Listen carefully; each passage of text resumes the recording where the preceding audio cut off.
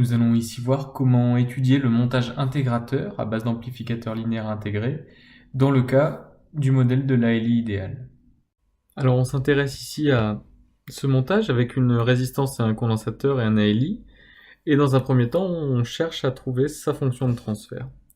Alors pour cela on fait comme d'habitude, c'est-à-dire on commence par analyser le rebouclage de l'ALI, et ici on voit qu'il est rebouclé sur sa patte moins.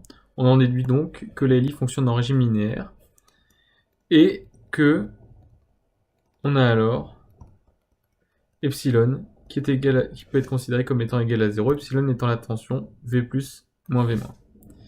La technique ensuite pour trouver la fonction de transfert va être très proche de celle que nous avons étudiée pour le montage amplificateur inverseur, à savoir qu'on peut faire ici une première loi d'émail,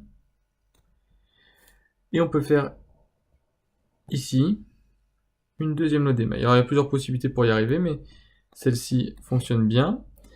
Lors de la première loi d'émail, vous allez introduire une tension aux bornes de la résistance UR. Vous aurez donc tout intérêt à définir le courant I. Courant I que vous allez retrouver également ici, car de par la propriété de l'ALI idéale qui possède une résistance d'entrée infinie, I- ici est égal à 0. Et dans la deuxième loi d'émail, vous allez introduire la tension UC. Alors, vous pouvez travailler en complexe afin de trouver rapidement la fonction de transfert, ou à l'aide d'équations différentielles, et à ce moment-là, vous pourrez les transformer en fonction de transfert. Il y a plusieurs méthodes.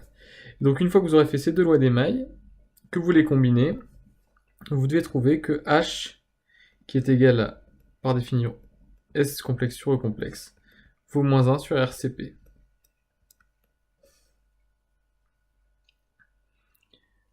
Alors, on vous demande de justifier qu'on appelle cela un montage intégrateur, et de tracer l'allure de son diagramme de Bode-Anguin. Donc, ici, pour tracer l'allure du diagramme de Bode-Anguin, il n'y a pas d'équivalent à faire, puisqu'on a déjà une fonction de transfert sous une forme simple, donc il faut juste étudier GdB égale 20 log du module de H, et voir quelle forme cela va avoir.